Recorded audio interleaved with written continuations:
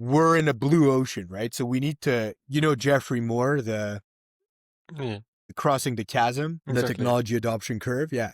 What we need to do right now is get the innovators and the early adopters really bought in. And we need to use those guys to demonstrate that this method is 10 times better than the current way of doing things. And then we're effectively going to be competing with the thesis of everything can be automated. That's Mhm. going to be like our biggest competitor is going to be everything can be automated. You don't need humans, blah, blah, blah, which is a very real phenomenon.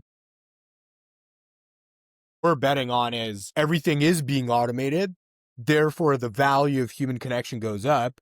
Human connection is necessary to close big deals because it's too important of a decision for the person making it to not have an expert consult them. AI is not the expert. AI is very skilled, but it's not an expert. And therefore, there's this gap. And companies will oscillate between our thesis and the automate everything thesis. And this oscillation will last a few years before we arrive to a consensus of, 80% of people will say, yeah, okay, automate this, don't automate that.